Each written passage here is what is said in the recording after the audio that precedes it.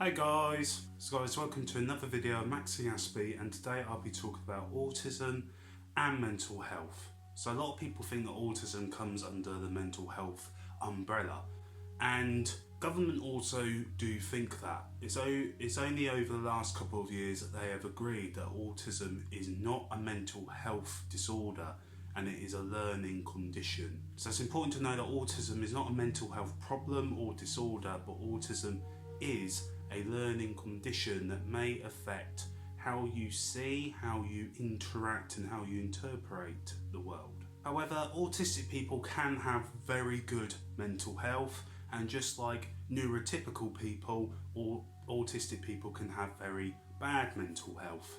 And unfortunately, the struggles and the challenges and the barriers that an autistic person may face in their life will unfortunately make them more likely to experience mental health problems, disorders, because of the experience and what they're going through in their day-to-day life. The actual official statistic is 7 out of 10 autistic people will also have a mental health disorder such as anxiety or depression. So the biggest problem that autistic people face is people having the awareness and the understanding of what is mental disorder, mental illness, mental health issue versus what is an autistic person. So the best way that I can put it is, so mental health has a various amount of reasons. It could be genetics, it could be environmental exposure, it could be brain chemistry, or it could be environmental factors. And the thing with mental health, depression, anxieties, they can all be caused by things that are going on in your life, that you're experiencing, what you're going through. And that, in that sense, anyone in their life could become depressed, could then have anxiety disorders. However, with autism, you're either autistic or you're not from birth. You're either autistic from that minute. It's not something that you just can get. It's not something that just happens. Autism you have from when you're born, and you experience how your brain and how you function in day-to-day life and how you interact with the world, how it impacts you day in, day out, as mental health conditions can just happen by things that are going on in your life through those experiences. And it's because of that many autistic people will experience mental health problems, because the world unfortunately is not set up, I believe, for an autistic person, and that's something that needs to change.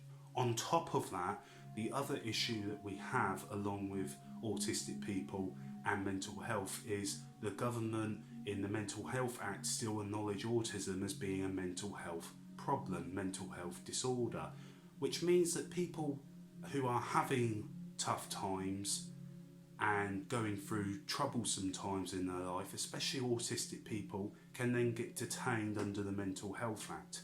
And this is something that the National Autistic Society is something that I work very heavily towards, because I don't think people who have learning conditions need to be held in a mental health hospital under the Mental Health Act. It needs to be more understood, it needs to be more awareness towards it to help autistic people. And the government has promised to go ahead with its proposal to change mental health law in England and Wales. Importantly, for autistic people, this includes finding the best way to change the definition of mental disorder in the Mental Health Act so it no longer includes autism. Along with that, it's introducing a duty to provide adequate community service and making care and treatment reviews enforceable.